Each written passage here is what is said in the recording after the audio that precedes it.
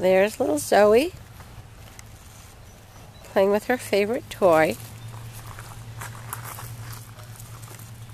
She's now one of my foster dogs. She was taken out of a kill shelter, and somebody cut off her tail and just kind of brought her into the shelter.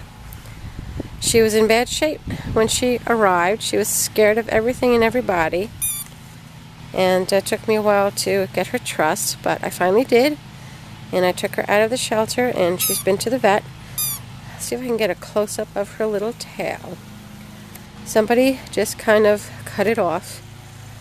Believe it or not, it's not unusual for people to do things like that to their animals. I don't know if it was an act of cruelty or if they thought for some reason that she would be better off without her tail. But either way, they cut off her tail, and they did a really bad job of it.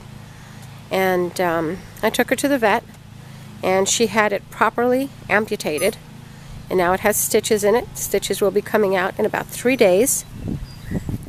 And she was very, very scared at the shelter, like I said. And now she's just full of herself. She's running around, she's playing, she's interacting with my other dogs. She's very affectionate, and she's very sweet. She also had a condition called cherry eye. It's I'm not exactly sure what it is. It's like a little piece of skin that kind of comes up under their eyes, and it's really not a big deal. You could probably look it up on the internet and find out a lot more about it than what I could tell you medically. And when she had her surgery for the cherry eye and her tail amputation, we got her spayed. So everything is all done on her. She's been vaccinated and spayed, and her tail is recovering. She'll get the stitches out in a few days, and she's looking for a good home.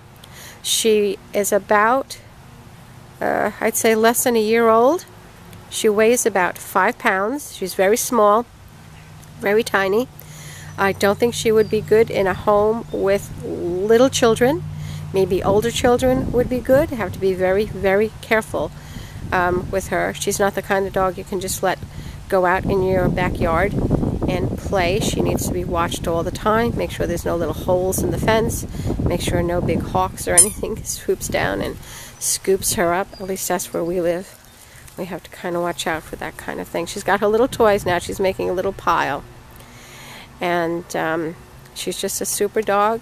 Very, very friendly. She's gotten over her fears. I've touched her tail a couple of times, accidentally, not on purpose, and she's not yelping or screaming or anything, and I guess it doesn't hurt that much anymore. And I would suggest that she be walked with a harness, not a collar. I think if she pulled a lot on a collar, it might hurt her neck.